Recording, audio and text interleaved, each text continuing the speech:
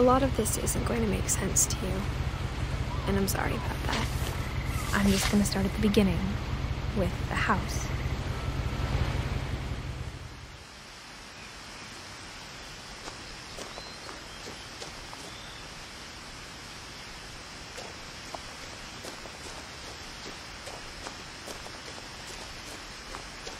I lived here until I was 11, but I wasn't allowed inside half the rooms.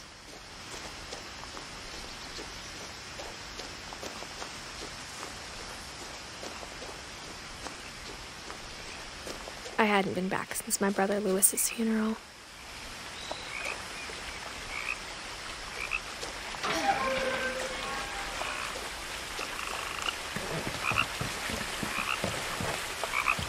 In her will, my mother left me a key, but didn't tell me what it unlocked. Maybe she thought I'd know, or she thought that the mystery would be enough to bring me back.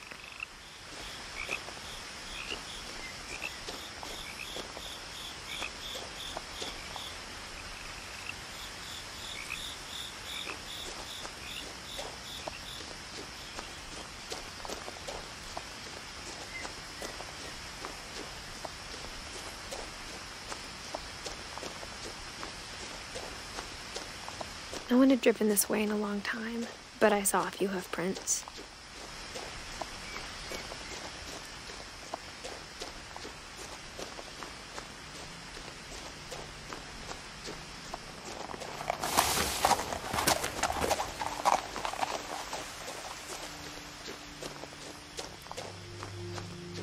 The truth is, even after I inherited the house, I never thought I'd come back to it. But now I had questions about my family that only the house knew the answers to.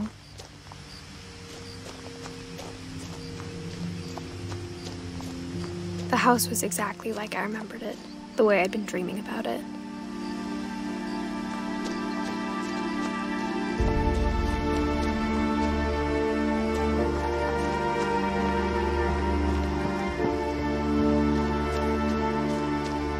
I asked Edie once about the dragon in the pond. She said it had killed her husband. I was 6. It seemed like an odd joke to me, even then.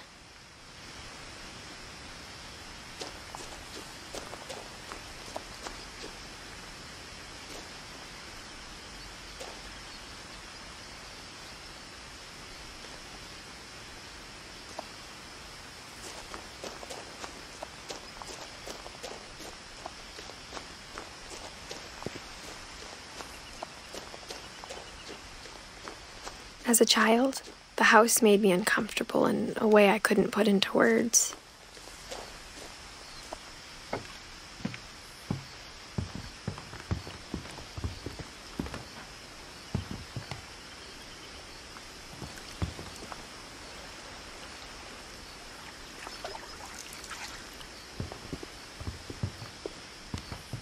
Now, as a 17-year-old, I knew exactly what those words were. I was afraid of the house.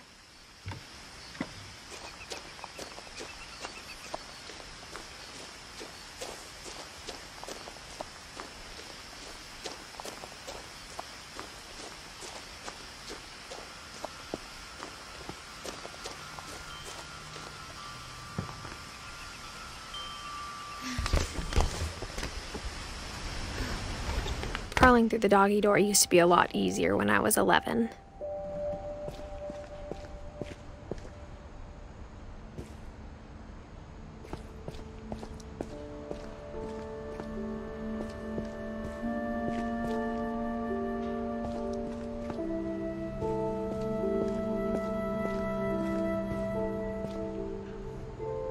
The power had been turned off the night we left.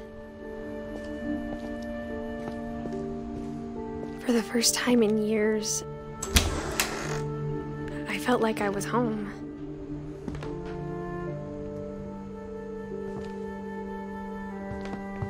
But instead of a family, there were just memories of one.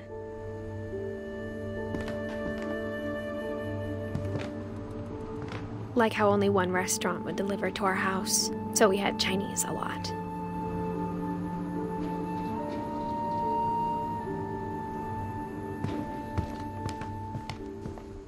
Nothing in the house looked abnormal. There was just too much of it, like a smile with too many teeth. A lot of things got left behind in the whirlwind of that last night.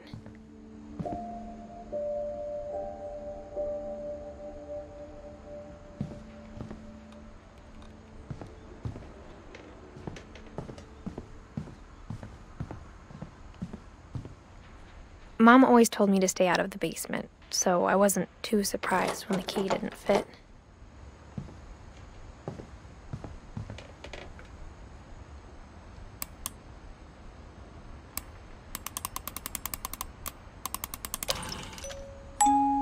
Great-Grandpa Sven built a music box for Barbara, along with the rest of the house.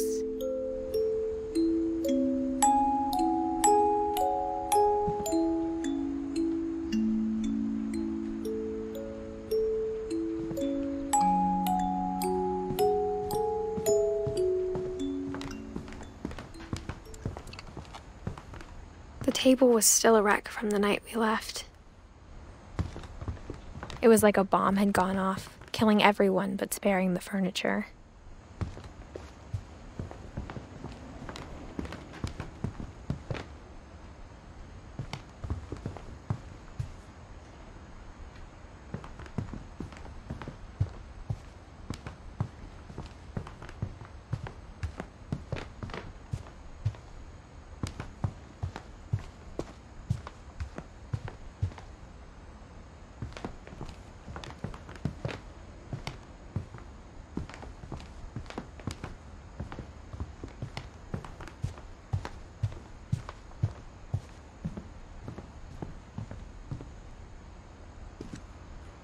After Milton disappeared, Mom sealed up all the bedrooms.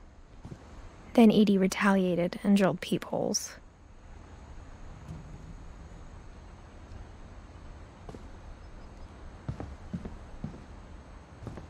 I spent a lot of time playing in Great Uncle Walter's room.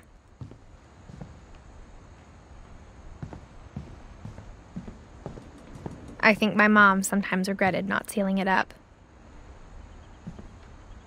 Louis told me there were secret passages, but I never believed him.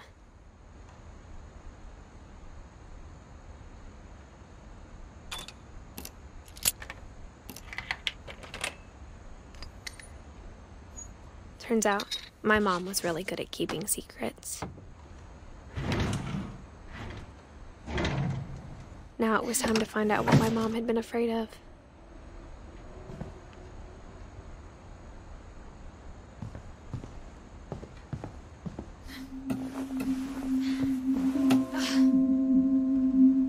From the paintings on the wall, it was clear my brother Milton had been here before me.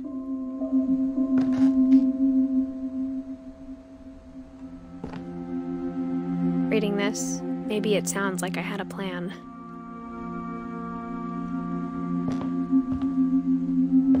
But I had no idea what was behind that door.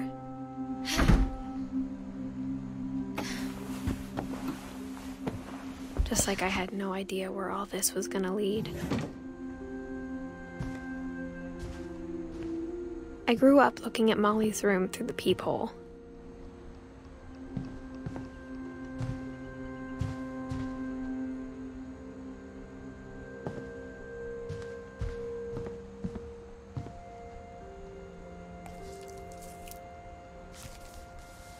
December 13th, 1947.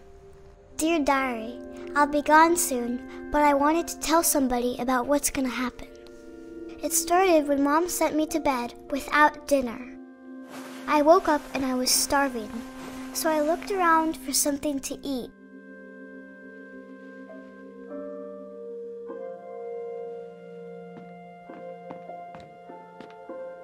My Halloween candy was all gone.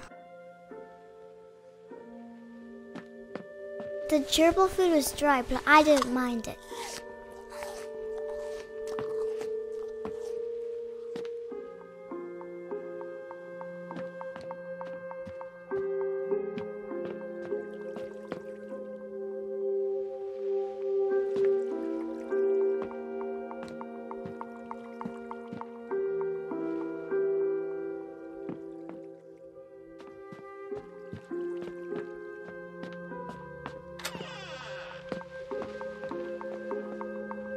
I kept eating and eating.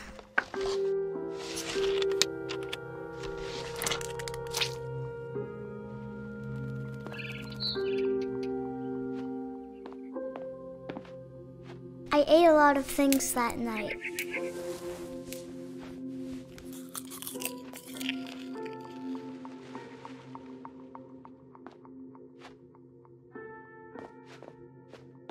Then I heard chirping outside my window.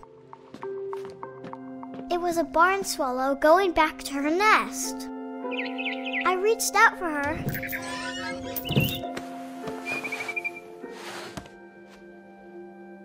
And suddenly, I was a cat.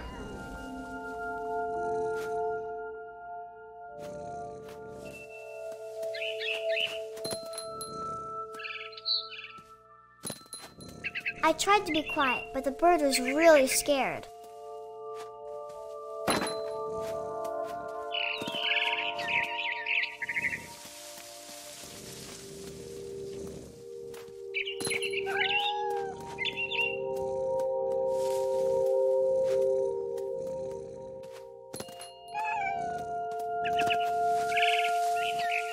Mom and Dad didn't even look at me.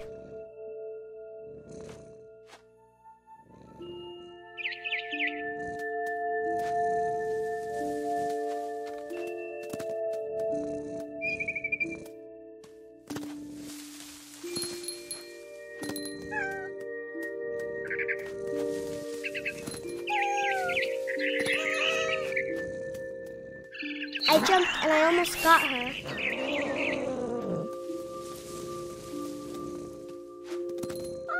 I could tell she was getting really tired.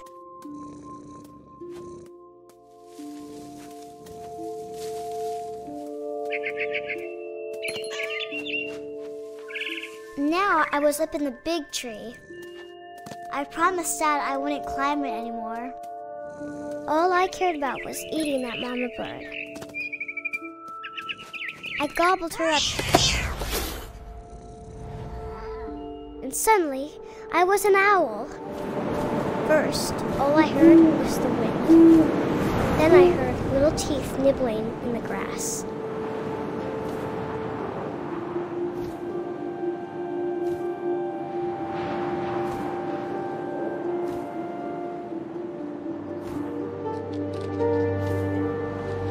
Rabbits.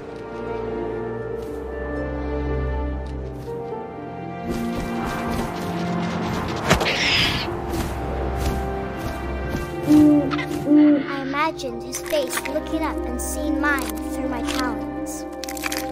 I swallowed him up, and I didn't chew one bit. Then I flew off to find something bigger.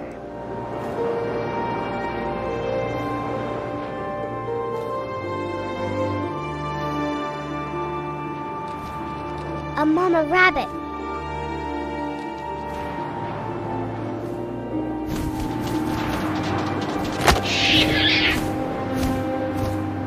She was almost too big to carry. I started choking, but I couldn't stop eating. And suddenly, I was a shark.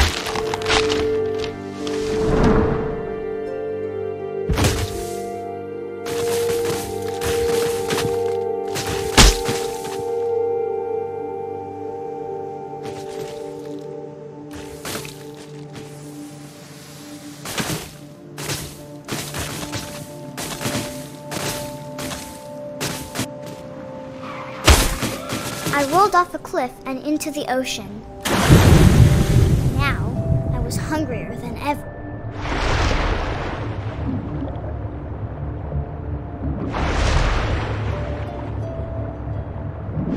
I wanted fat, juicy seeds. I tore off her flipper, and it tasted really good.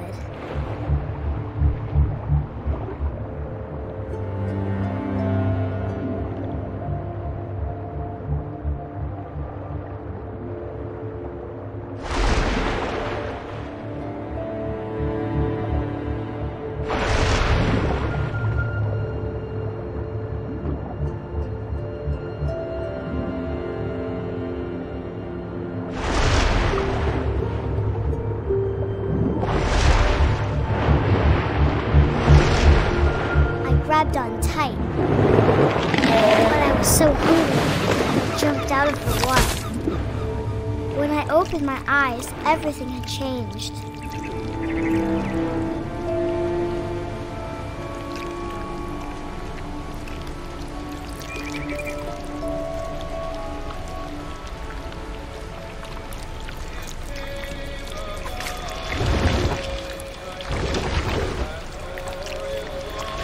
Now I was a monster, and I smelled people everywhere.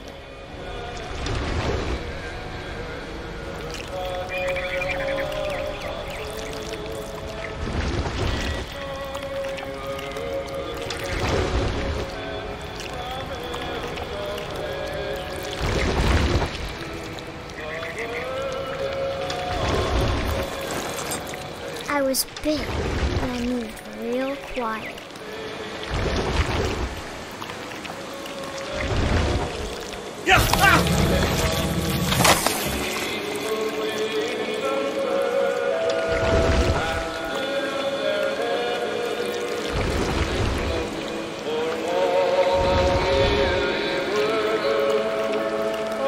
I wanted to stop, but also I didn't.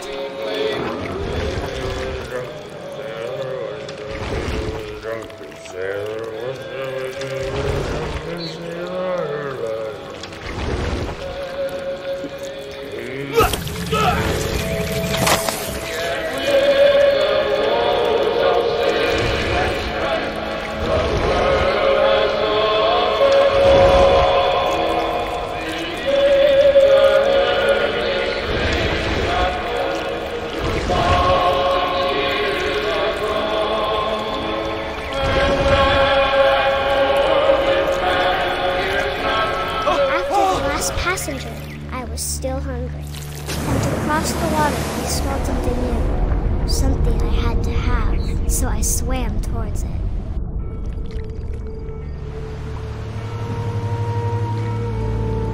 I slithered onto the sand, and the good smell went into an old pipe.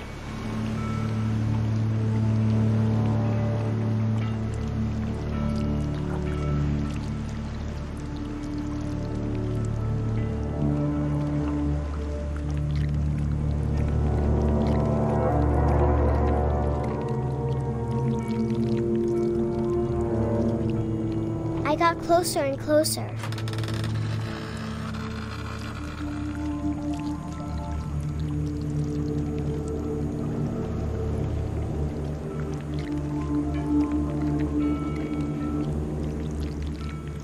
All my stomach started growling. And suddenly, I was me again. I held my breath for a long time, but I couldn't hear anything. I think it's waiting for me to fall asleep. But it's not going to wait much longer. It needs to feed, and we both know I will be delicious.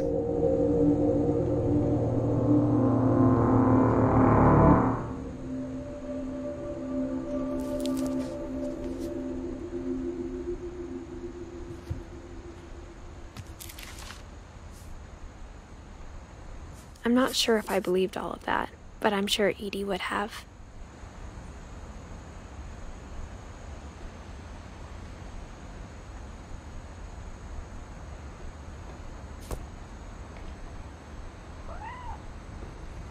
I got the sense Edie had spent a lot of time here, before my mom sealed the doors.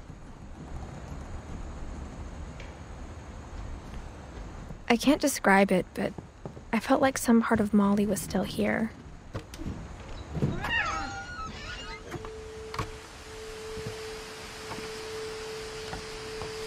This will be obvious later, but my mom never told me any of these stories. Edie would have, but Mom didn't like bringing up the past. Though, when we adopted a stray kitten, she was the one who named it Molly. I spent a lot of time in Great-Grandma Edie's room. Edie knit me a new pair of gloves every year, just in time to replace the old ones. Louis died a week before we left, but Edie had already started to memorialize him. Her room was like a museum.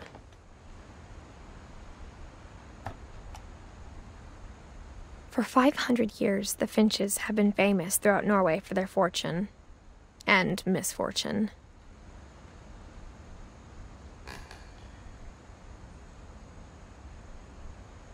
Odin Finch buries the latest victims of the family curse, his wife Ingeborg and their newborn son, Johan. On January 7th, 1937, he set sail with his family and his house, hoping to leave the curse behind. But 40-foot waves off the coast of Washington send the house and Odin to the bottom of the sea. Odin's daughter Edith, with husband Sven and baby Molly, step ashore on their new home, Orcas Island. Odin Finch is the first to be buried in the new family cemetery. His daughter Edie is already dreaming of a new Finch house.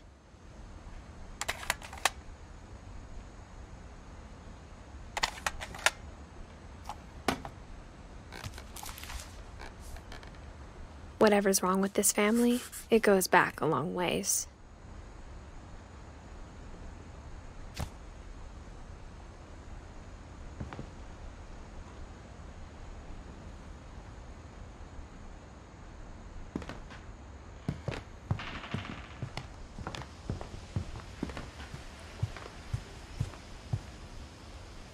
When Edie told people Sven was killed by a dragon, she could also have said he was building a dragon-shaped slide that collapsed.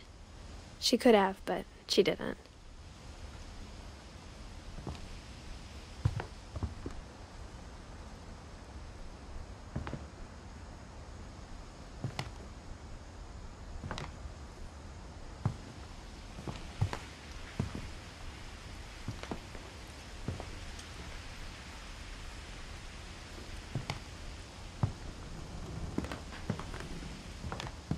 Even in her 90s, sometimes Edie seemed a lot younger than my mother.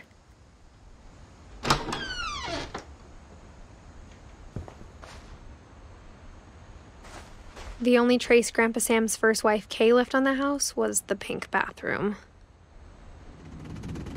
It was a pretty big trace.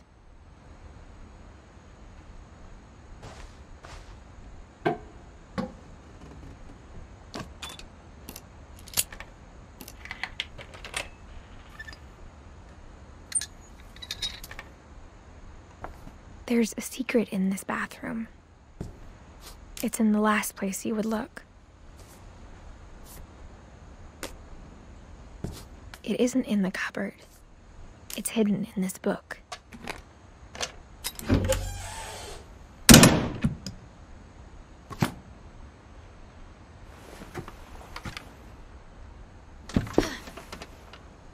Sven gave Sam an old camera he'd refurbished.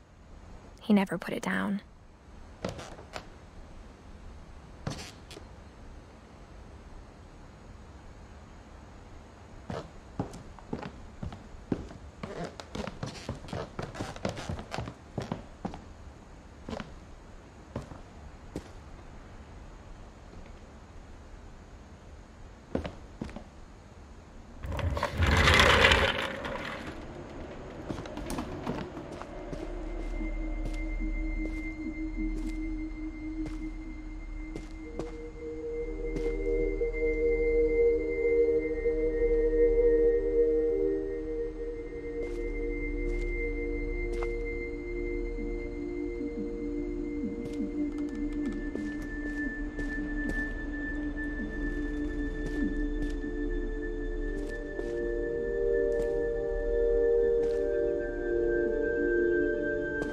I knew Grandpa Sam had a twin,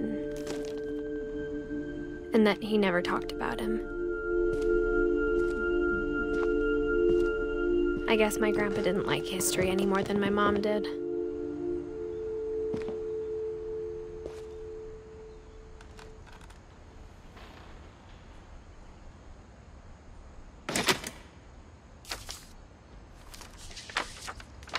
How I Want to Remember My Brother by Sam Finch.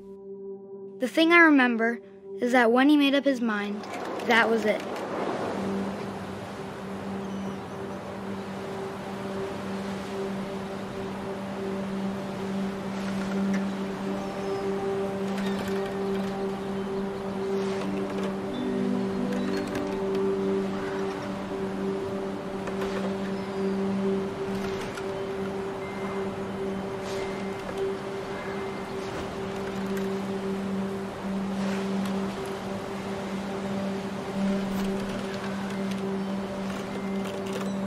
My brother said he'd die before he ate another mushroom. And he did.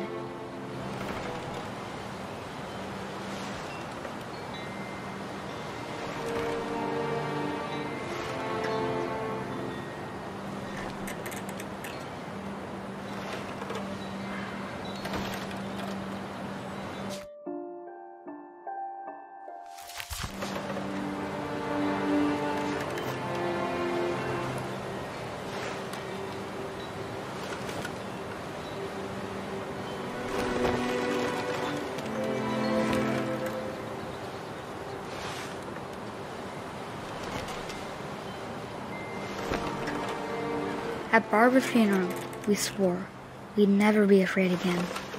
And he wasn't. I think Calvin always wanted to fly.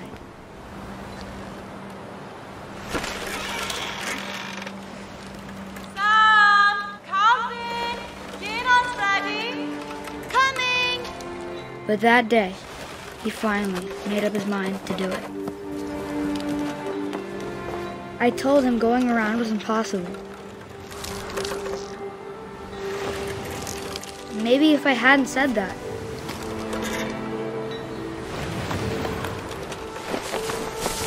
Calvin! I'm not gonna tell you again! Maybe if the wind hadn't picked up.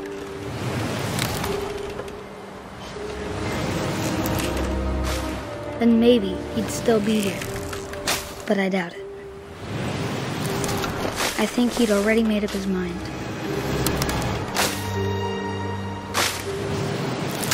That's what I want to remember about my brother.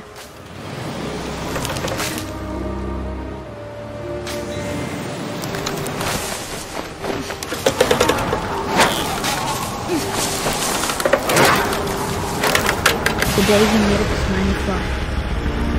And he did.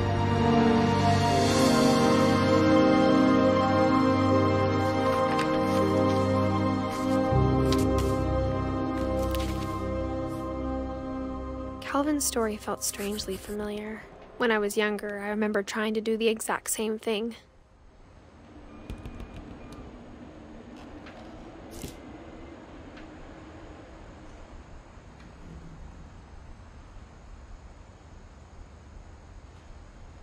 After the funeral, Edie roped off Calvin's half of the room.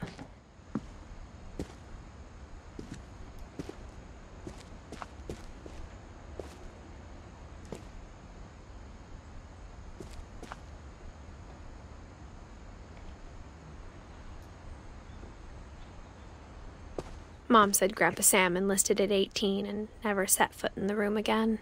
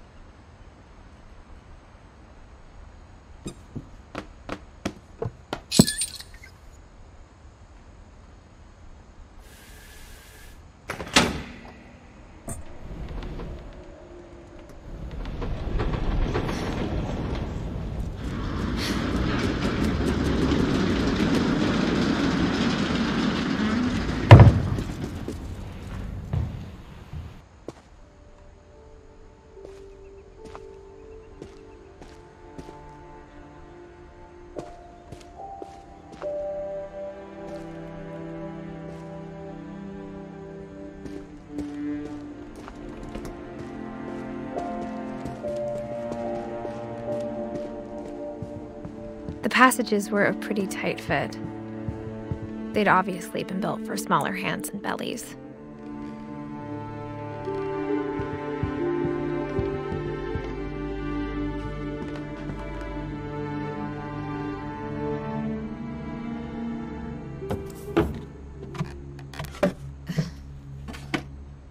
Growing up, I always thought of Barbara as a child star.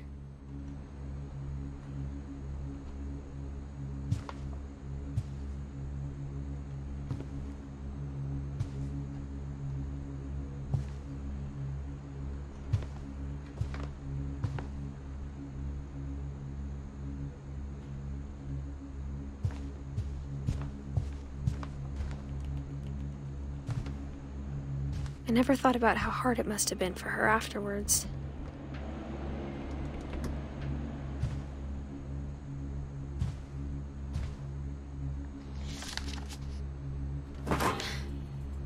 Of all the stories people wrote about Barbara's death, I'm surprised Edie saved this one.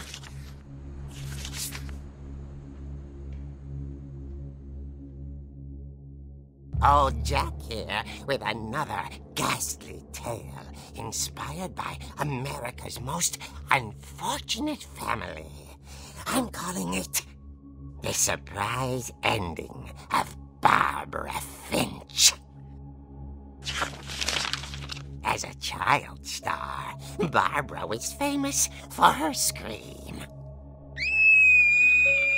Now at 16, she was all washed up. A has-been. But in a lucky break, she'd been asked to perform her signature scream at a local convention for monster movie fans. It was just the boost her career needed. Unfortunately, her scream hadn't aged well. Getting better. I think you just need the right motivation.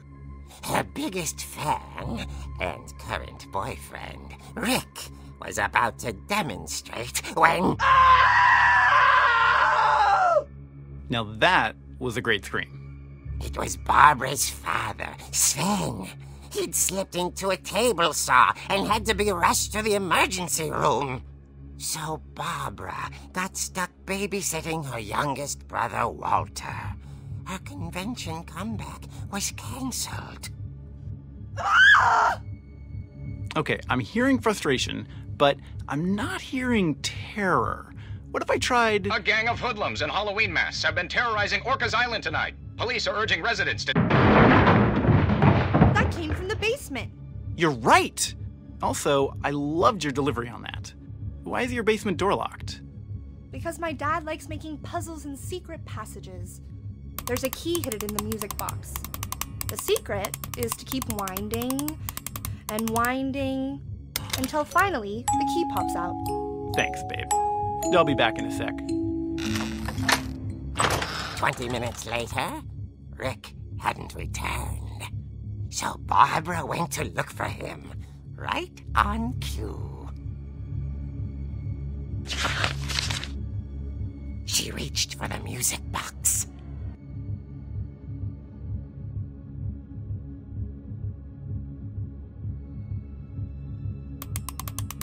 And as she wound the key, she listened for Rick, but the house was silent.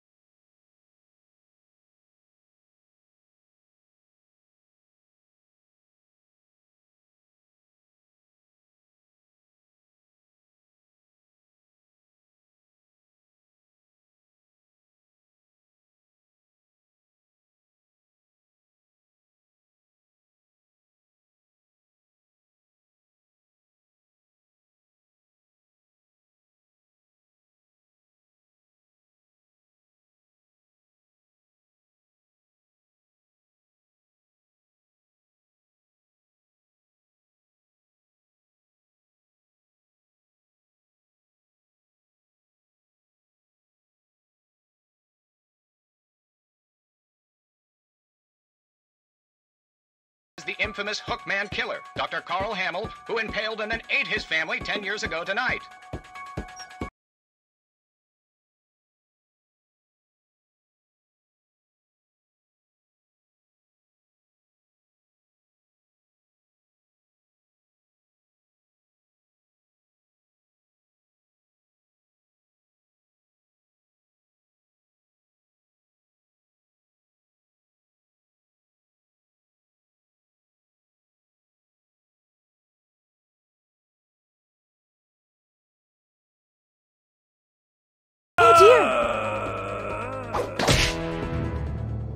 Oh! Rick? Barb, relax. I was just trying to scare you to help you find your scream. Well, I'm not scared, Rick. I'm furious. Then act furious. All I'm getting from you now is that you're hurt and confused and you're... She threw him out, but she kept a little something to remember him by. Barb, have you seen my other crutch? And she was still holding it when she fell asleep watching the Late Late Picture Show. Hours later... Barbara!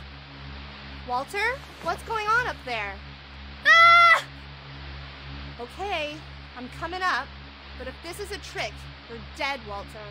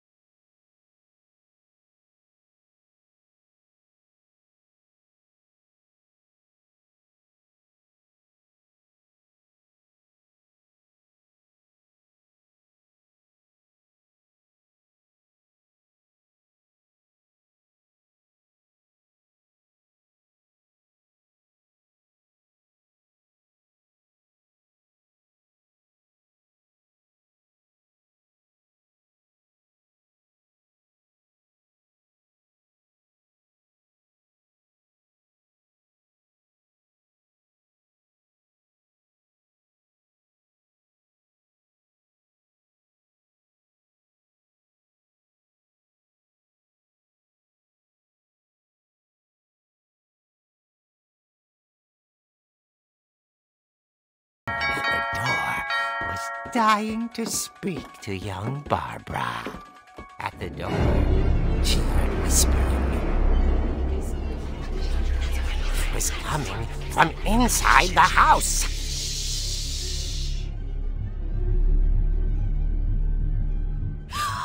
Oh dear.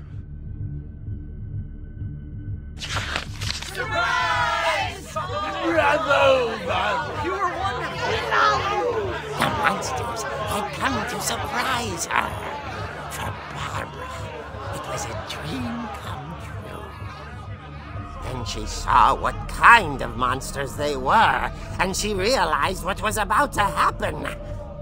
She was going to be famous. And with her final breath, Barbara Finch gave the performance of her life.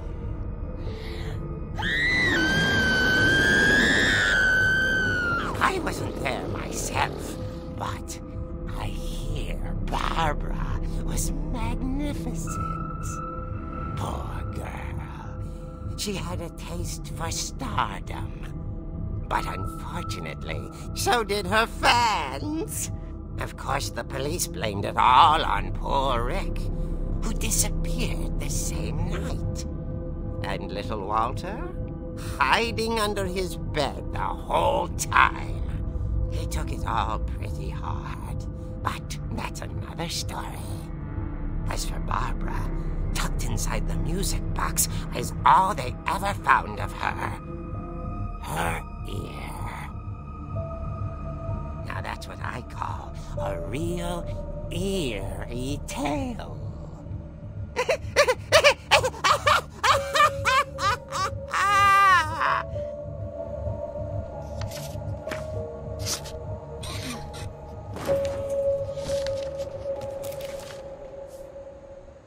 Edie told me all Barbara wanted was to be remembered, as absurd as that comic was. Maybe what Edie saw was a happy ending.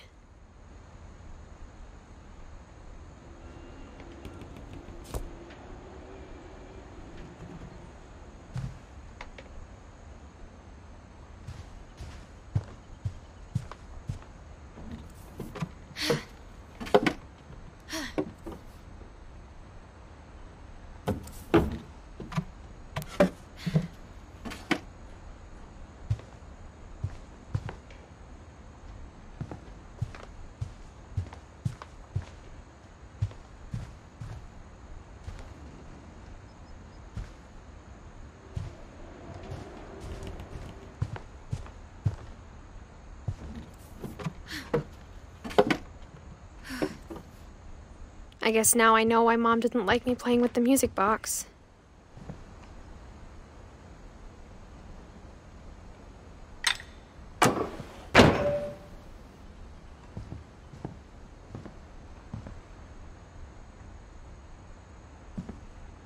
Edie's father, Odin, built the original house. Whenever people ask me about my family, the first thing they always want to know about is Barbara.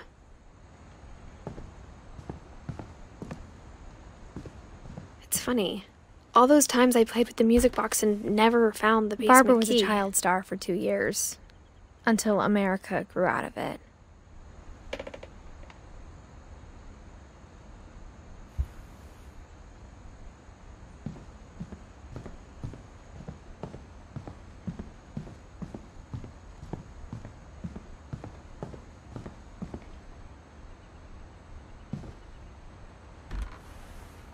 My Grandpa Sam spent 7 years sharing a room with his dead brother, Calvin.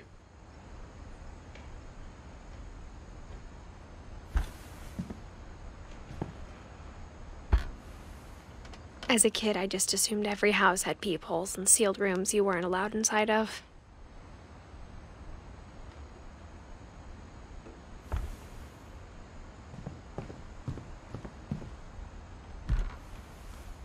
The last time I was in Edith Sr.'s room, I was 10 and she was painting my portrait.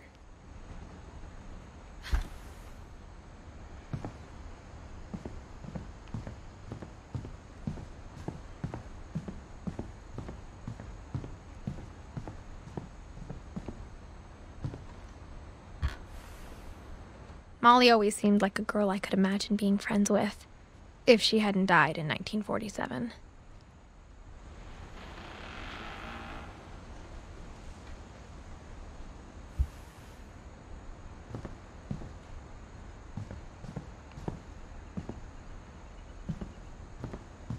I wonder if that comic was right about there being a key inside the music box near the basement.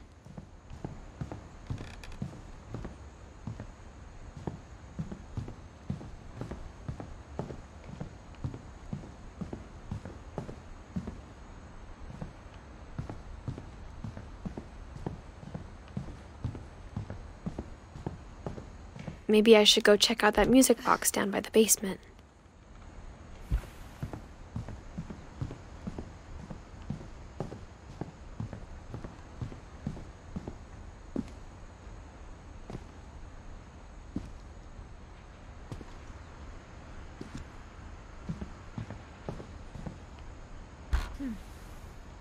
Edie told me once that every Finch who ever lived is buried somewhere in the library.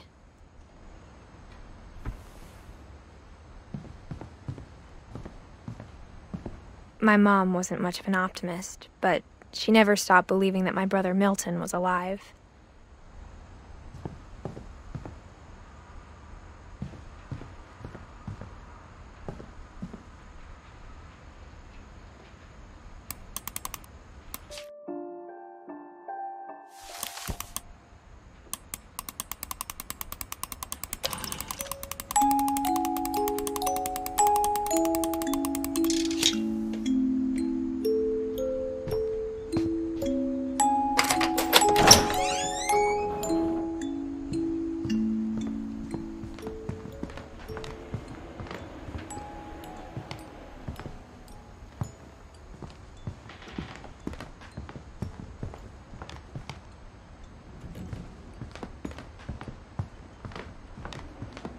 My mom was the only one of us who could imagine Great-Grandma Edie living in a nursing home.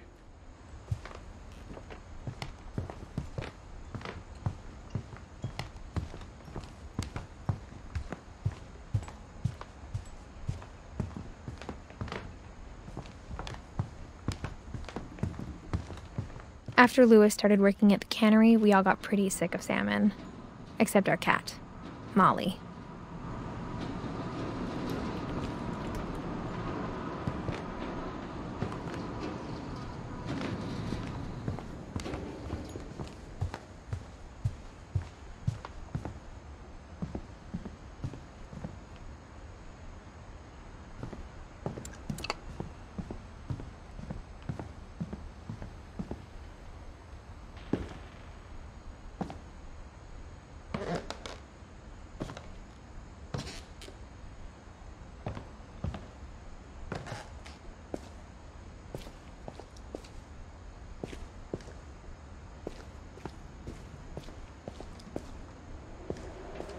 Mom said the basement was off limits, unless I wanted another tetanus shot.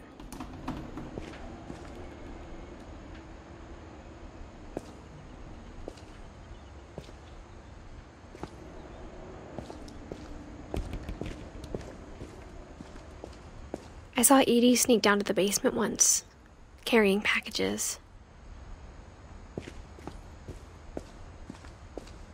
I thought maybe she was hiding presents.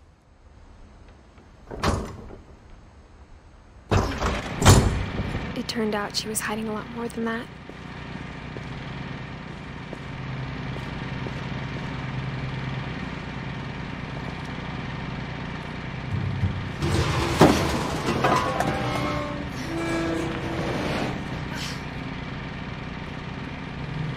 I remember asking Mom once about where Walter had gone. She said after Barbara died, he got as far away as he could. If there's a pattern in all these stories, I think it's that none of us has gotten very far.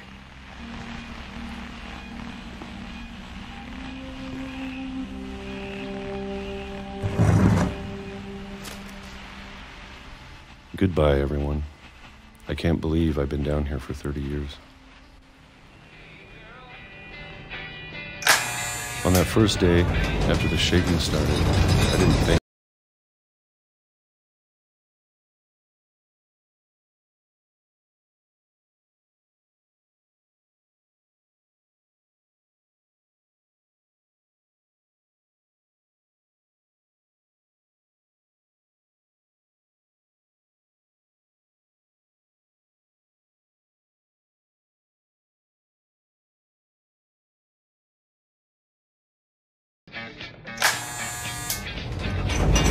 But if you wait long enough, you get used to anything.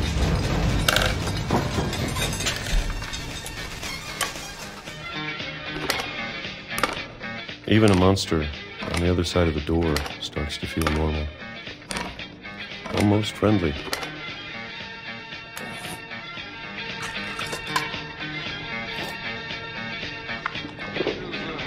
And then one day, everything just stopped. Whatever that thing was, it was gone. Maybe it got tired of waiting. Or maybe I just got tired of being afraid.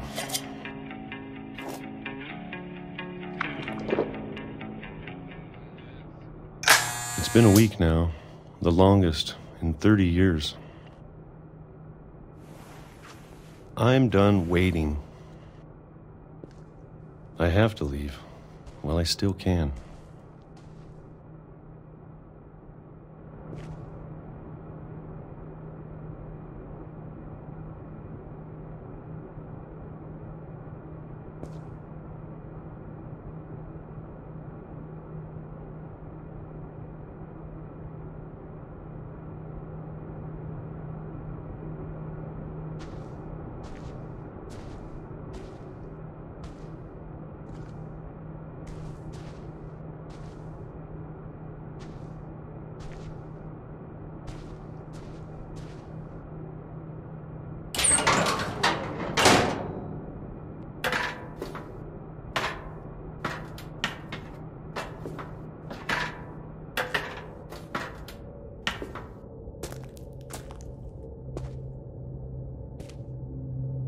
I know it's out there, somewhere.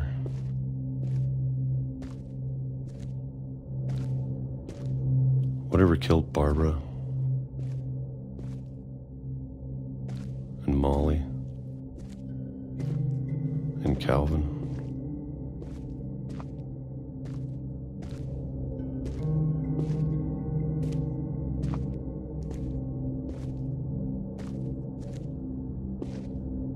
Maybe this is all a mistake. But I need to stop living the same day, even if it kills me.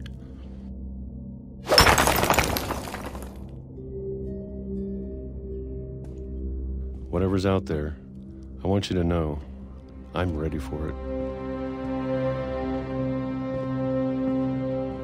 I'm going to appreciate all of it, especially the food. I don't mind if I only have a year left, or a month, or a single week. I'd be happy with one new day. I can already imagine the sun on my face.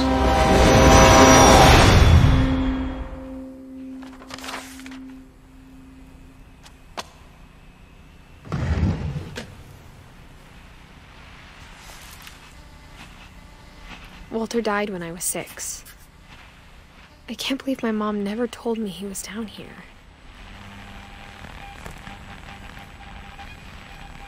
I'm sure my mom was trying to protect me.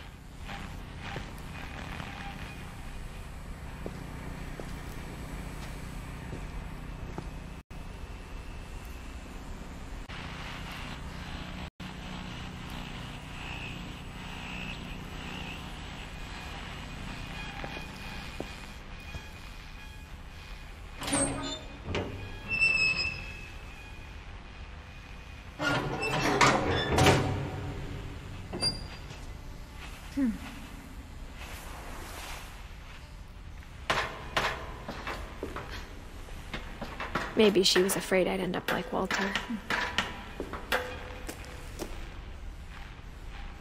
But if she never told me about an uncle under the house, I can only imagine what else she was hiding. I don't want to make the same mistakes she made.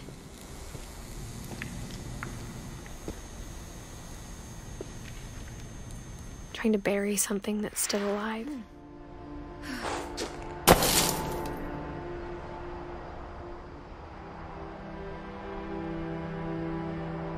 Now that there's only one of us left, or maybe two, I thought it was time I heard the stories for myself and found out what happened to everyone else. But now I'm worried the stories themselves might be the problem. Maybe we believed so much in a family curse, we made it real.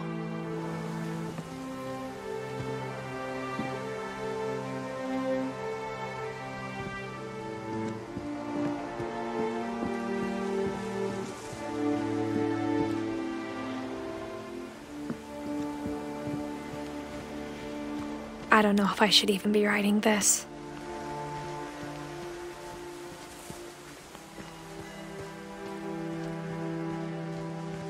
Maybe it'd be better if all this just died with me.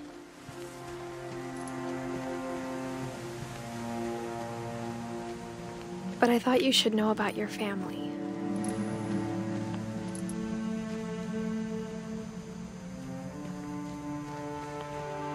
And the history you're a part of.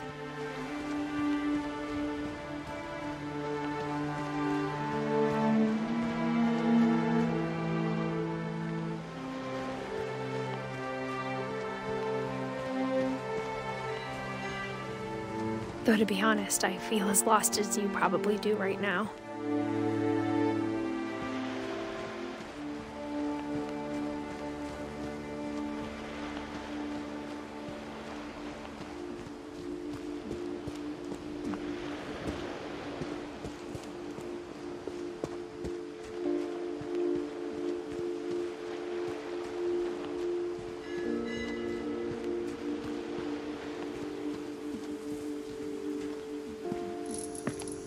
I think the people in these stories believed them, for what that's worth.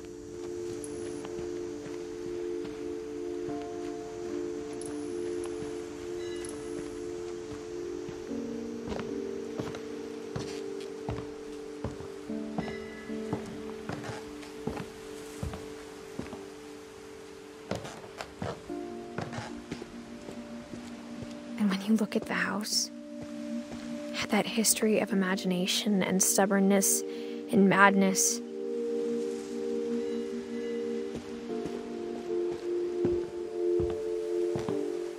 Any of it seems possible.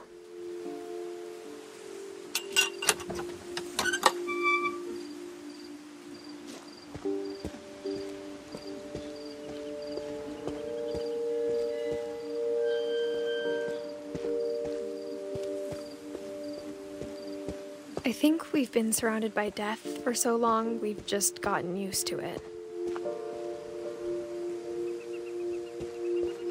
What kind of family finishes building a cemetery before starting the house?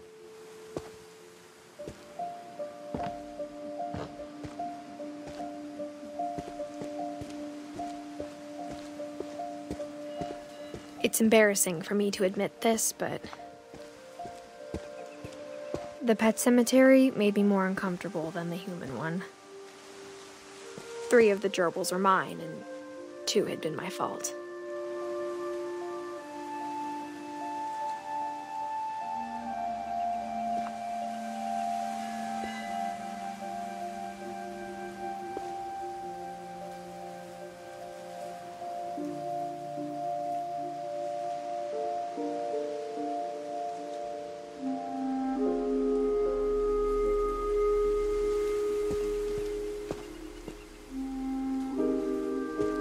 Sven built the house, but it was Edie who designed the cemetery.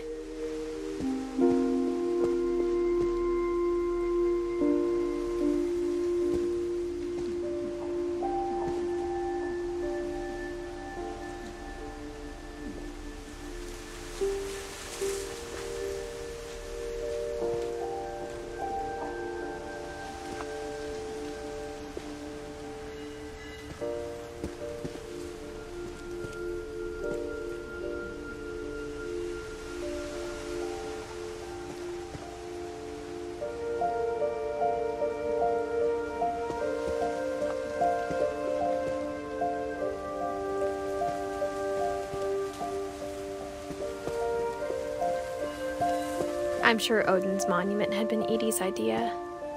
My mom was always trying to move on, but for Edie, the past never went away.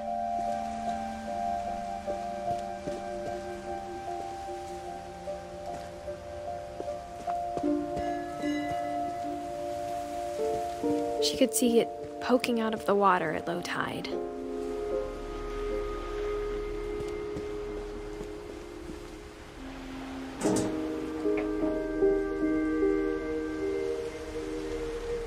Edie said she dreamed about the old house every night.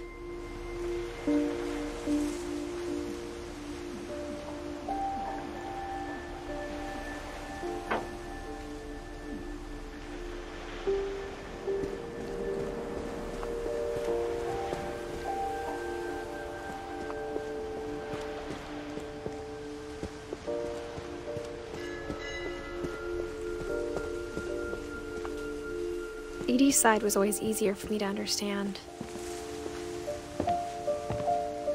But the older I get, the more I can see where my mom was coming from. Her dad had been pretty strict, but it wasn't enough to save her brothers. She was just trying to do better.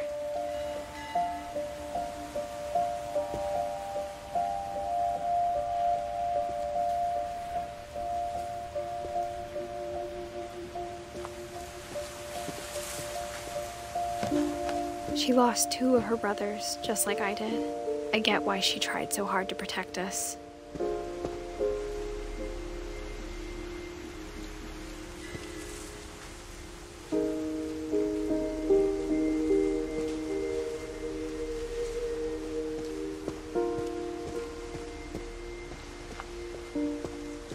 There's so many things I wish I could ask my mom now. Part of me thinks this is what she wanted all along. For me to come back someday and find everything out for myself.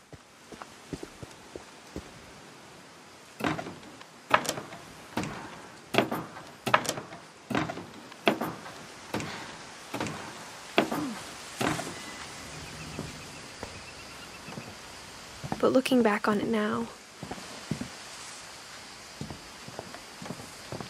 if she told me there was going to be so much climbing, I never would have come when I was 22 weeks pregnant.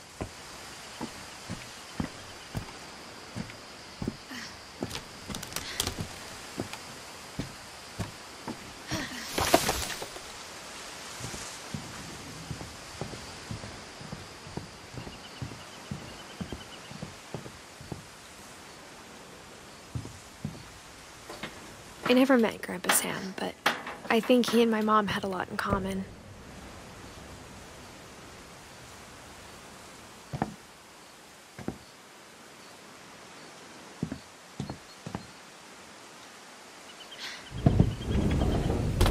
They were both pretty intense.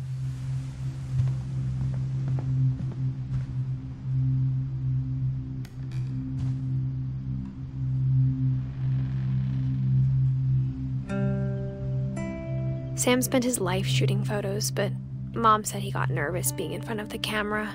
I guess we're all afraid of something.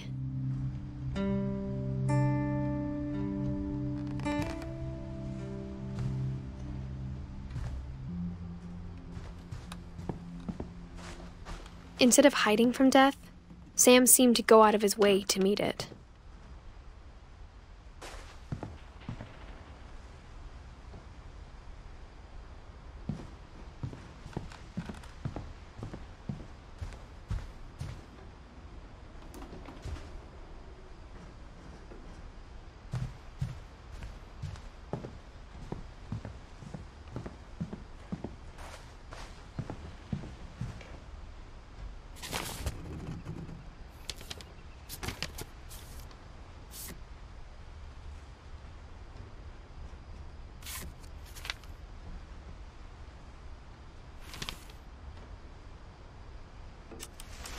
Dawn, I promise, you'll never forget this weekend. Yes, sir. These memories are gonna last a lifetime. Am I gonna have to shoot anything? It's a hunting trip, Dawn. Shooting is strongly encouraged.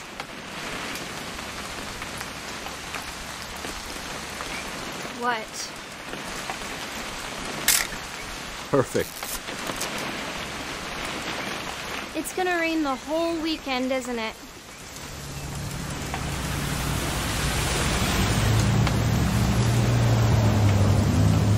I will never forget this weekend, Dad. That's the spirit.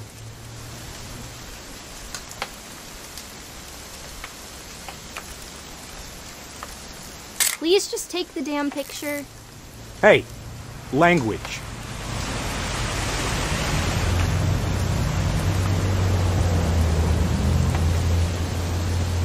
Smile, Dawn. Okay, got it. I'm gonna take some pictures, okay? Just be careful. That camera's older than you are.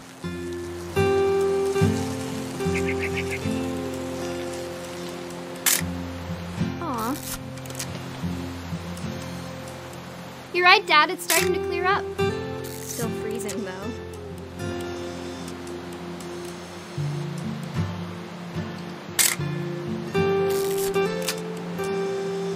Definitely should not have drunk all that coffee.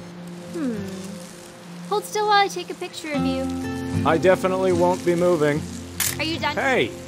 That's a keeper. Nothing quite like being outside. I'm just saying, I'm not always gonna be here, Dawn. You'll need to remember this stuff, if you want to survive. I'll be fine, Dad. You know who else thought he was gonna be fine? Some guy who died. Dawn, I'm being serious. I know, Dad. You're always serious. Doesn't being out here make you want to chill out? Well, to tell you the truth, I haven't been out here in 20 years. Dad! Good eyes, Dawn.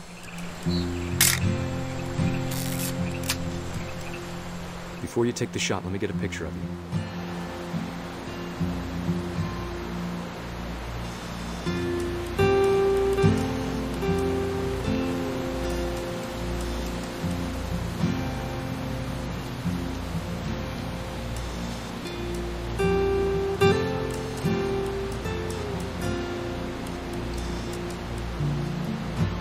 Dad, I... Just breathe. Turn off your imagination. Focus on your target.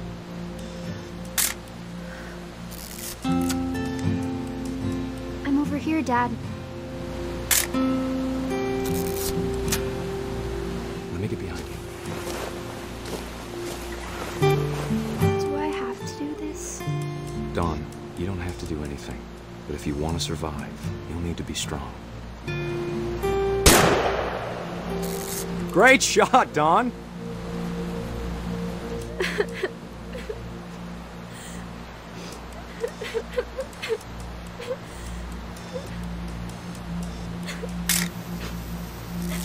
I'm proud of you, Dawn.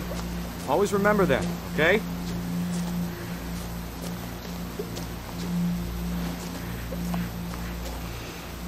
Dad, it's twitching. I think That's it's totally normal, Dawn. Just focus on the camera. Try not to think about— Dad!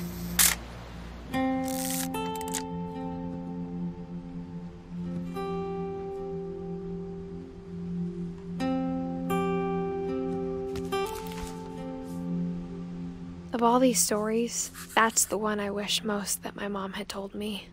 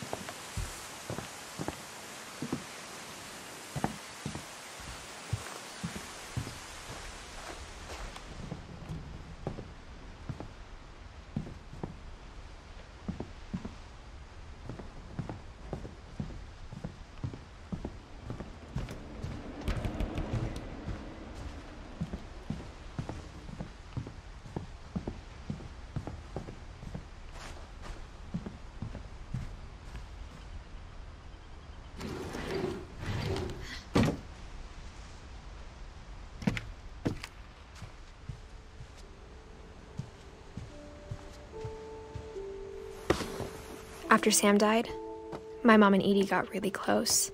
They'd both lost a lot.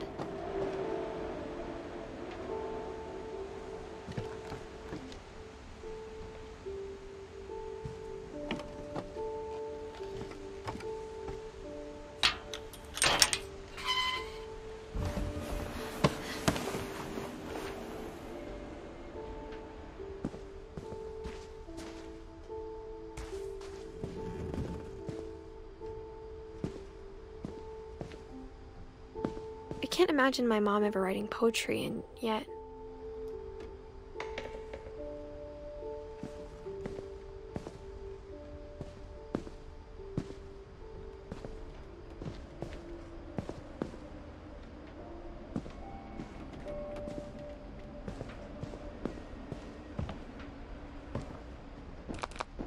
My mom moved up to the loft after her brothers died. At the time, it was as far away as she could get.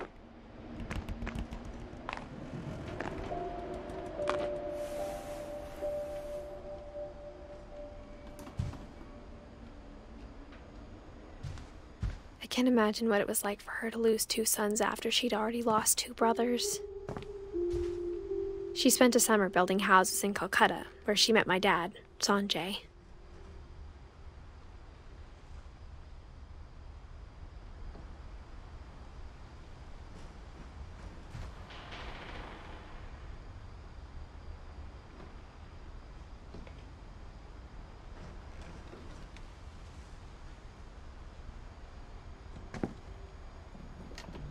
My mom moved to India a week after graduation and got a job teaching English. Lewis was born a year later.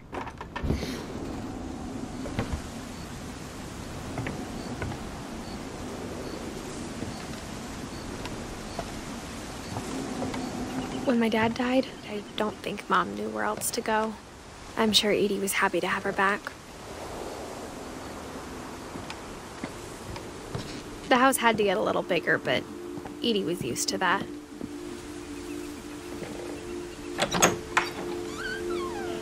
And for a while, things were good. Almost normal. But it didn't last.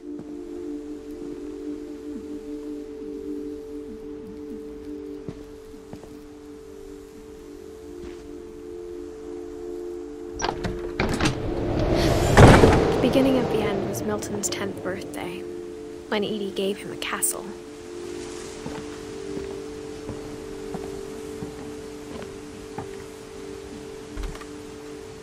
After Milton disappeared, the only thing he left behind was a room full of paintings.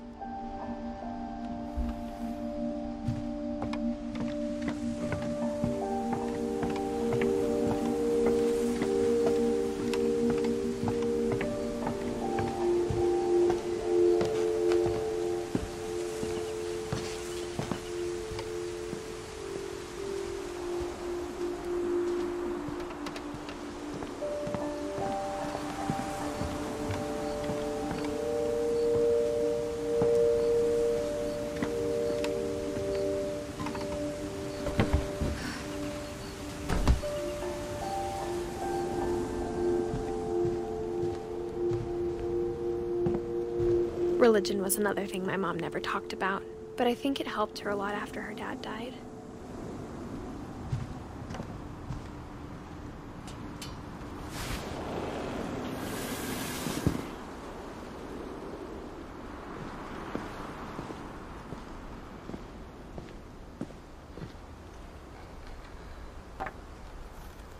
A poem for Gus, who always said the wedding was a bad idea.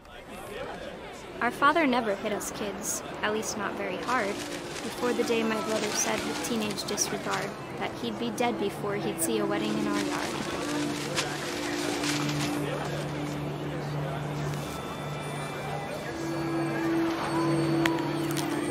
My father made him come, of course, but Gus stood far apart, just flew his kite and bottled up the storm inside his heart.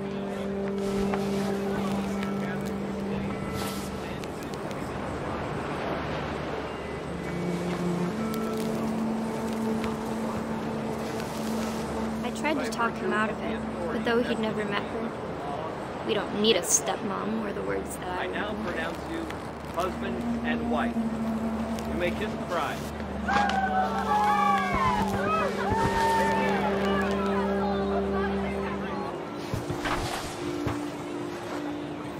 When the time for photos came, Dad ordered him to come here.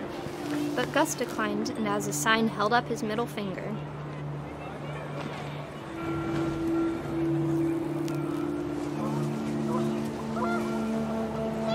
The wind picked up and panicked geese appeared and quickly went. But all the humans did that day was go inside the tent.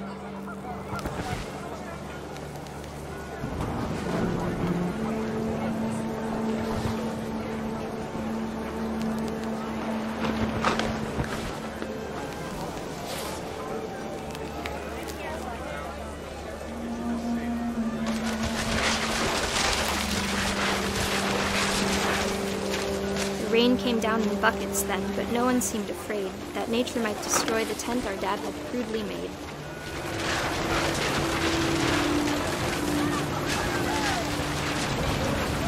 The thunder sounded much too close and full of angry power, but all my father said to this was, "Make the music louder."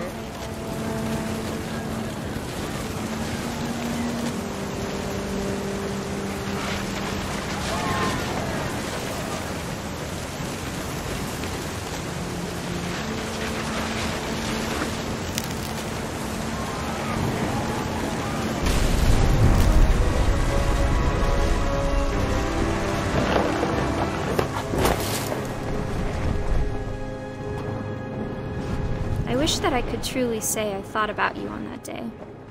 Out there on the beach alone, just you, the wind, the sea, and foam. But I didn't, until we found you.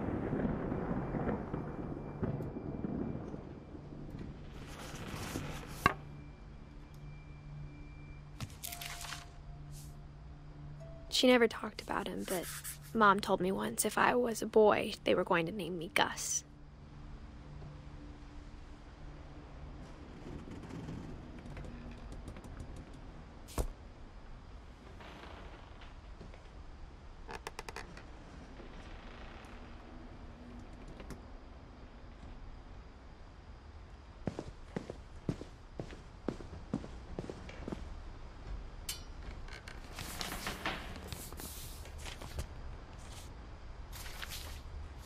Dear Kay, do you remember the way Gregory used to laugh when he thought he was alone? Like something funny was happening, but only he could see it.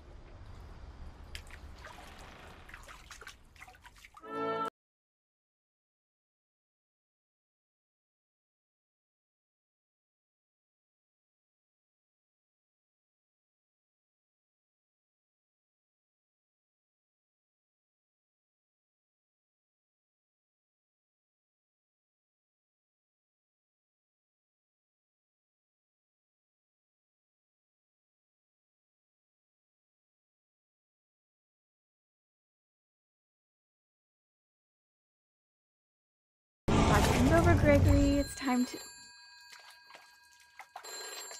Hold on, sweetie. Hello? Sam, I told you I don't want to talk right now. I wonder what he saw.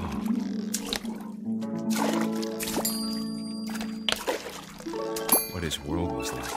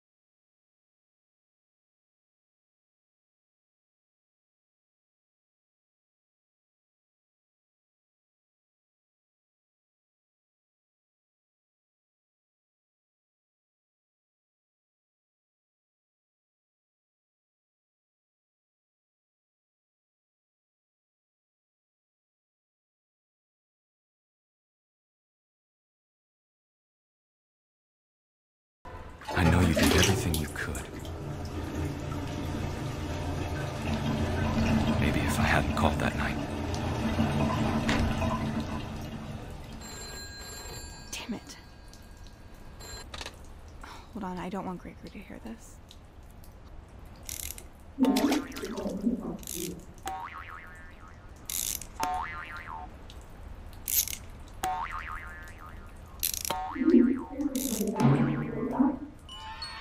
wish she could have told us.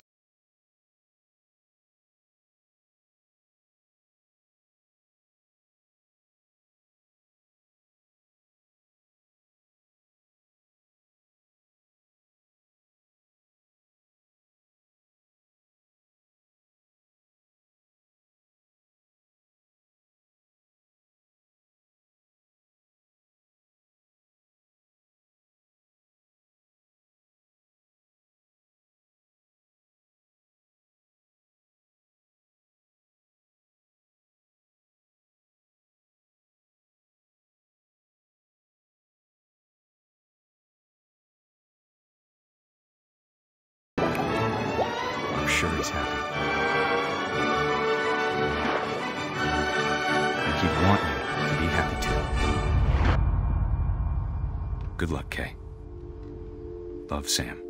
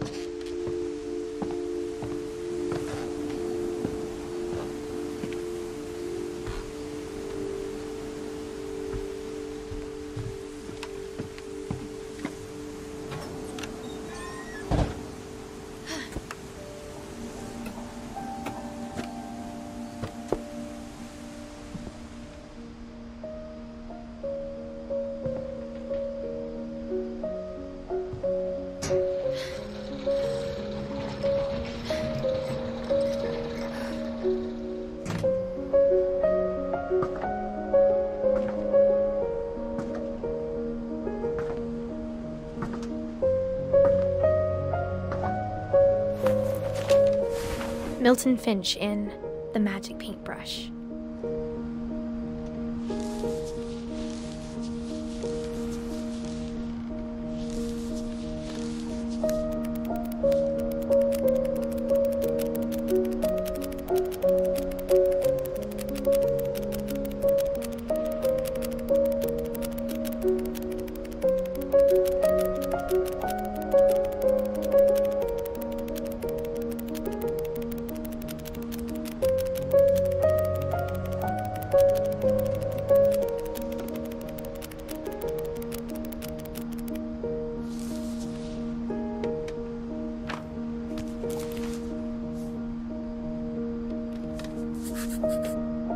I was 4 when Milton disappeared.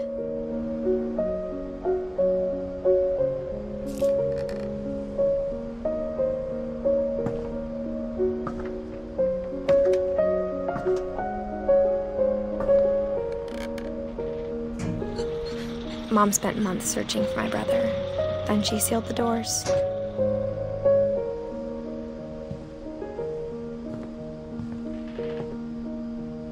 Whatever Milton had found in the house, Mom didn't want it getting out.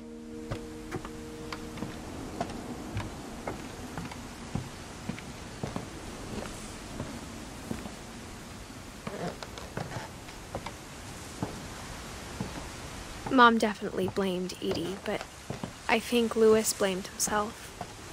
After he graduated, he just spent more and more time in his room, until Mom got him a job at the cannery.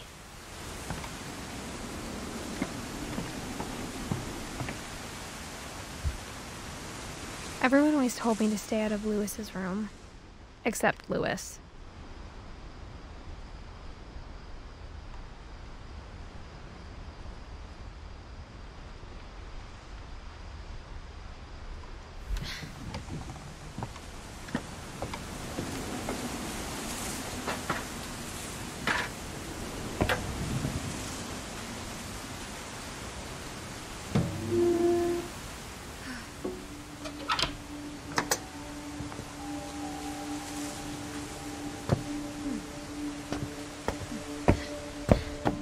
Louis's room smelled very, very familiar.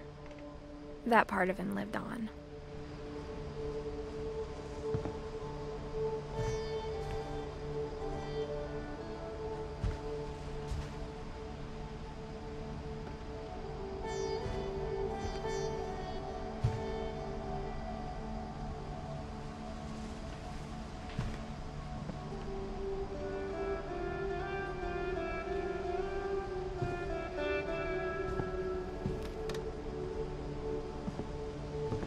Louis and I spent a lot of time playing games together, but he was surprisingly bad at them.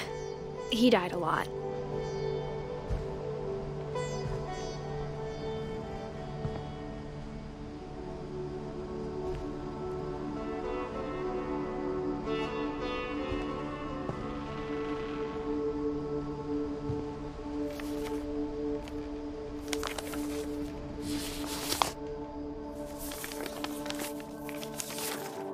Dear Mrs. Finch, as Louis's psychiatrist, I can understand your desire for an explanation.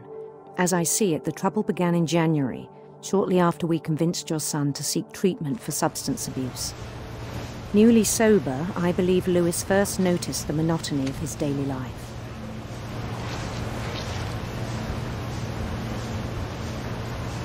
He kept working at the cannery, but he withdrew part of himself.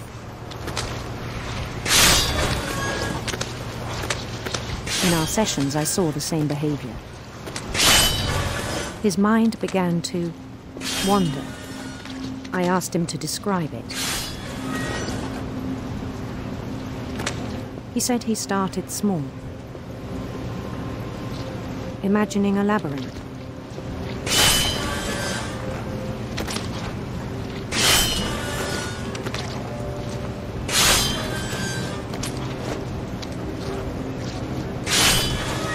He'd feel his way about. Then something moved. Bats. And toads.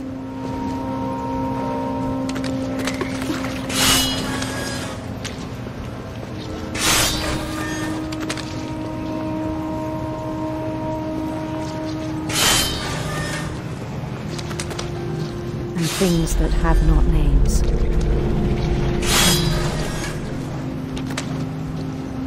He knew it was all in his head. But he took it very seriously. I had hoped he'd find himself.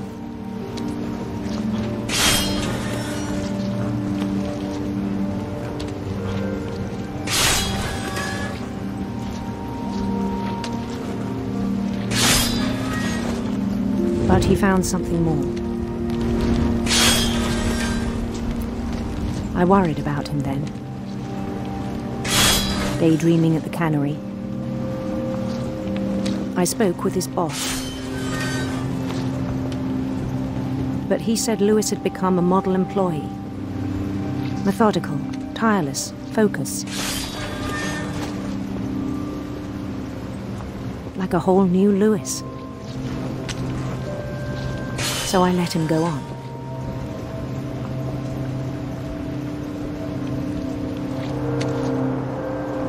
I even encouraged him.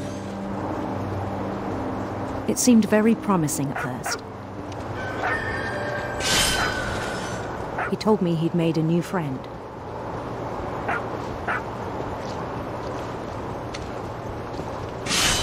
On the edge of a city he named Lewis Topia.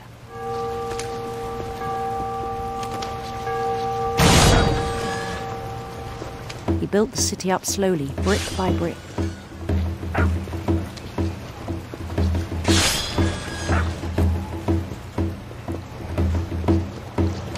Then he made musicians.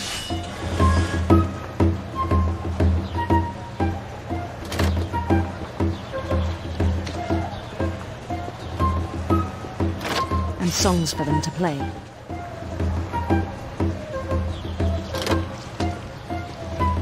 He talked about starting a band. And he was always humming something. Every day his imagination grew stronger. He no longer spoke at the cannery, but his chopping was as reliable as ever. Then one day it struck him that all the cheering crowds, even the stones under his feet, were all in his imagination. So he could do whatever he wished.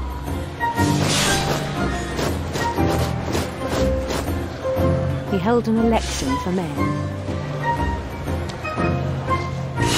And he won. They begged him to stay, but his mind was already wandering.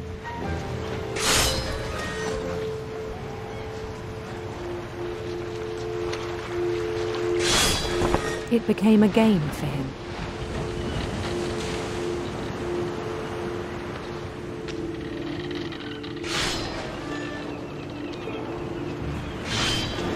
He'd conquer a city, then immediately push on. New Louisville.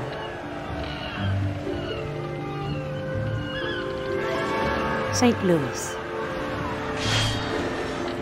He started drifting away from our reality.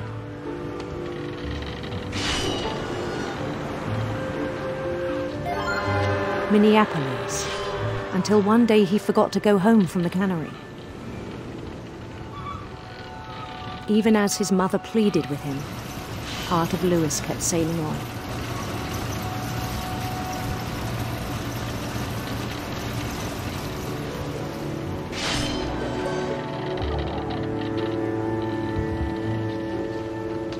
In Lewisburg, he heard rumors of a handsome queen.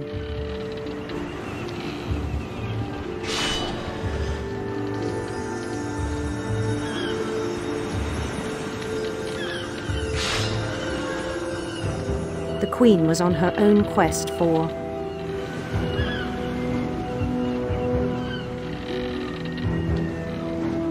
radiant rainbows.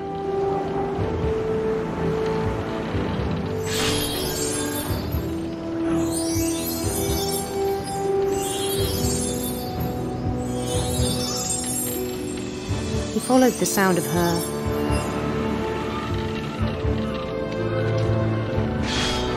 electric sitar.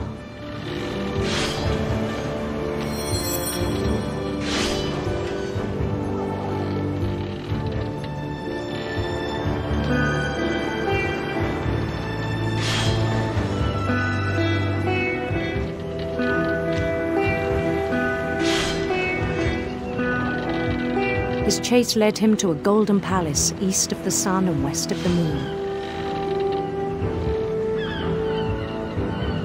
Even then, his logic remained sound.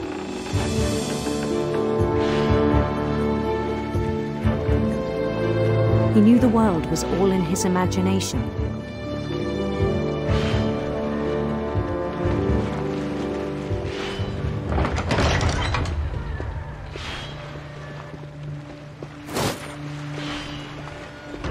but he was so proud of having created it. In his own eyes, he'd become something greater than a king.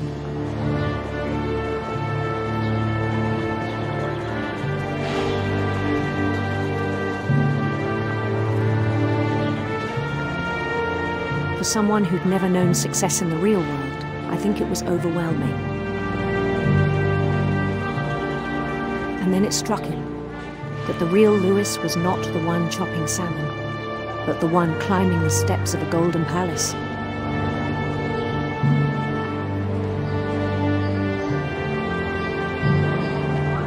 My imagination is as real as my body, he told me. It was hard to argue with him.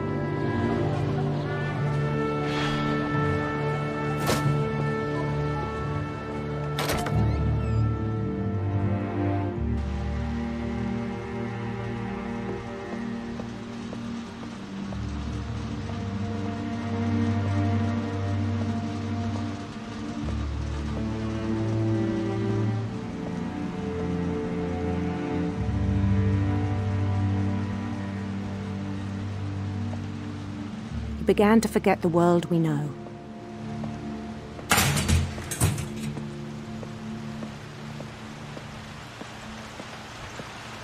I think it pained him to remember Lewis, the cannery worker.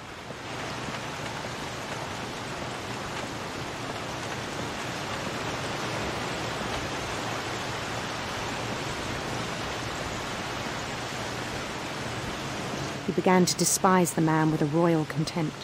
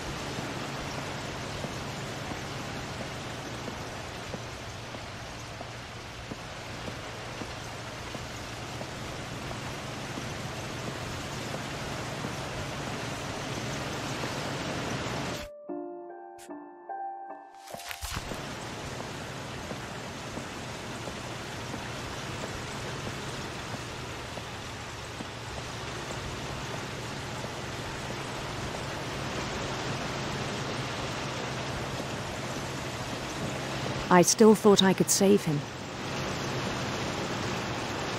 Even after he said he was being crowned king over all the lands of wonder. The palace would be packed with his companions.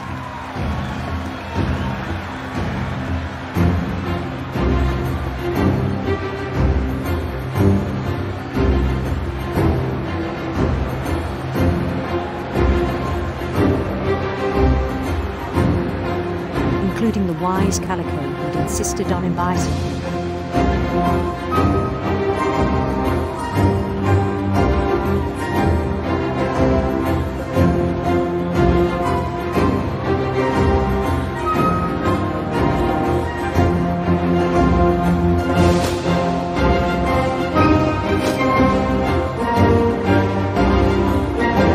His queen waited, holding his crown.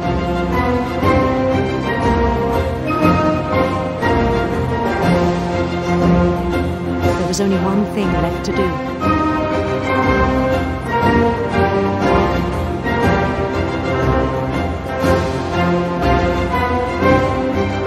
Bend down his head.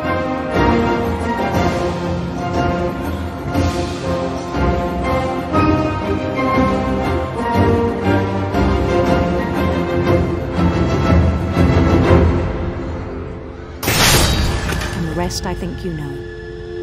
Mrs. Finch, your son was a kind man who will be missed by all of us who knew him.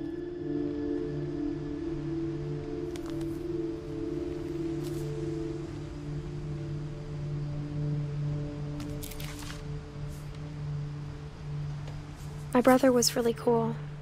I wish you could have met him.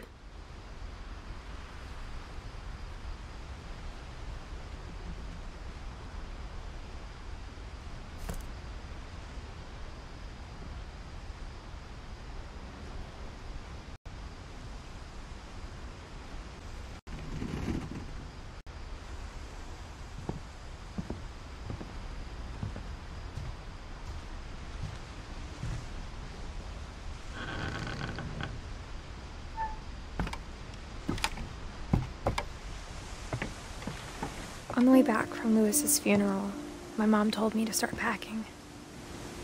She waited until the day before we left to tell Edie. I'm not sure if she wanted to make it easier or harder.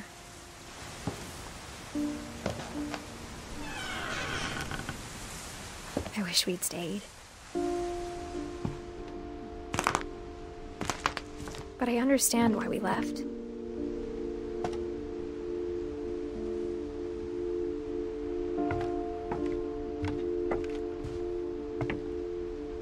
My mom ended up leaving everything behind.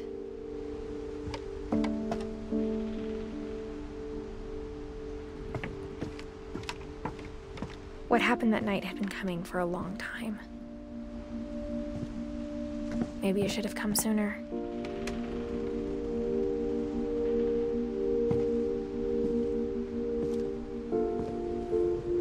But it had to end one way or another. All that's left now is to tell you about that last night.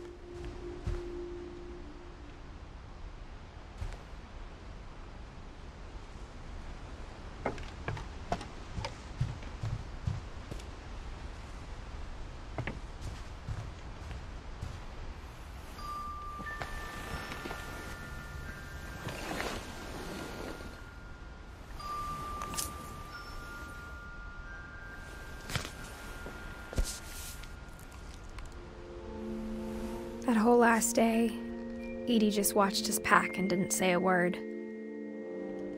Until supper, when she raised her glass and said, "To our final night together, and all our final nights apart." Grandma, you know what I said about alcohol. Some of your medications are very Edith, specific. I left a present for you in the hallway. Why don't you go open it? The grown-ups have to argue now. I'm sorry, you're right. We're all leaving tomorrow. Let's just enjoy our last... I'm not leaving. Edith, you're excused.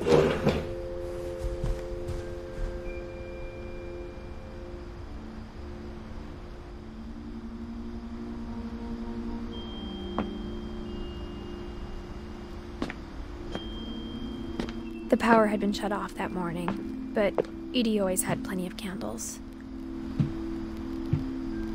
When my mom sealed the library, I don't think she knew about the other entrance. Or that Edie had a key to it.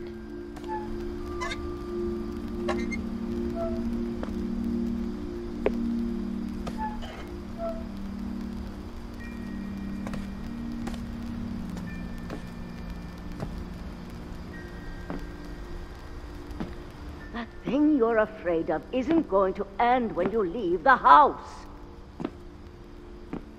Edith has a right to know these stories. My children are dead because of your stories. I think it's best if Edith and I leave tonight. We'll have the nursing home send a van for you in the morning, okay?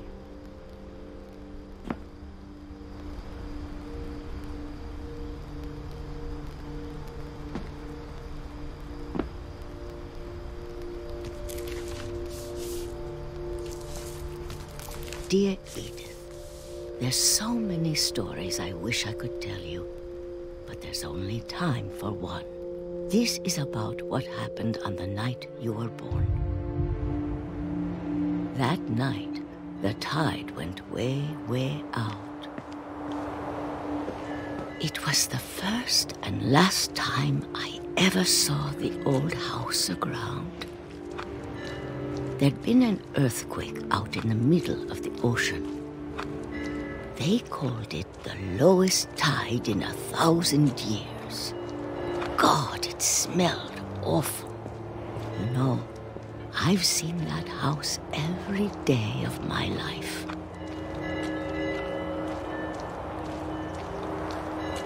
But I never thought I'd go back to it.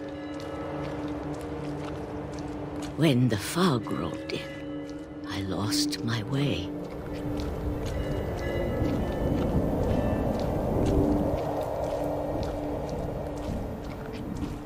I got turned around.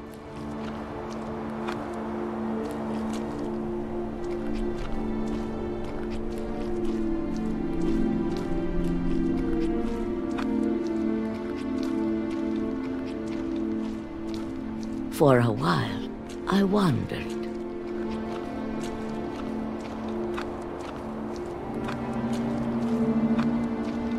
I started seeing things.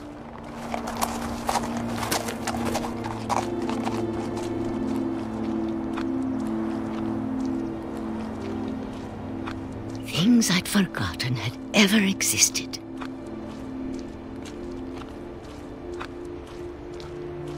But when I saw them, they felt like old friends. That night, a lot of things came back to me. Or maybe I came back to them.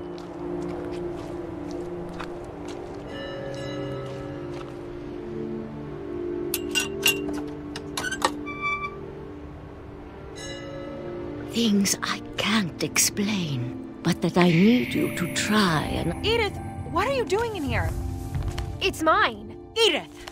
Mom, you're gonna rip it! Let go! I kicked and screamed, but Mom dragged me to the car.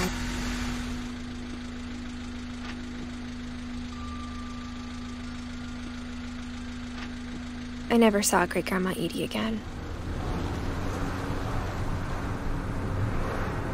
The next morning, the van came to pick her up, but she was already gone. After that, we moved around a lot.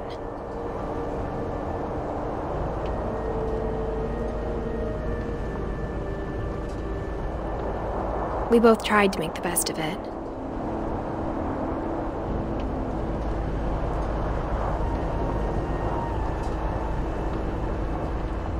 A few years went by.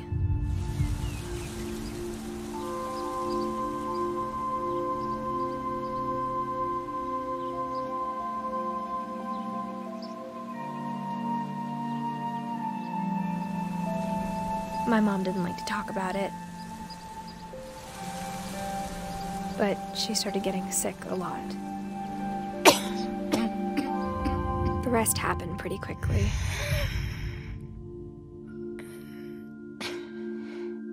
She got better for a while, and then she didn't.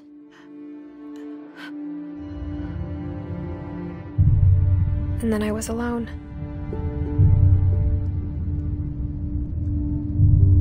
The last Finch left alive.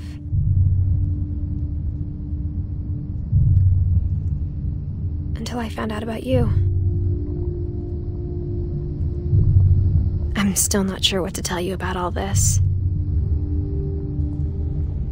If we lived forever, maybe we'd have time to understand things. But as it is, I think the best we can do is try to open our eyes. And appreciate how strange and brief all of this is.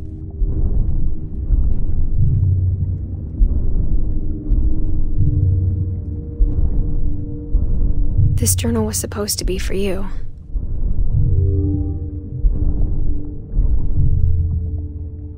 But now I hope you'll never see it.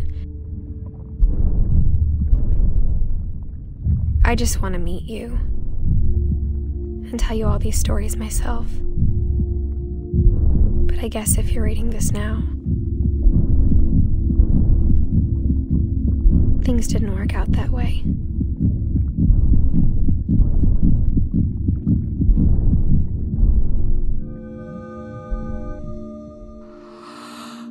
This is where your story begins. I'm sorry I won't be there to see it. It's a lot to ask, but I don't want you to be sad that I'm gone. I want you to be amazed that any of us ever had a chance to be here at all. Good luck.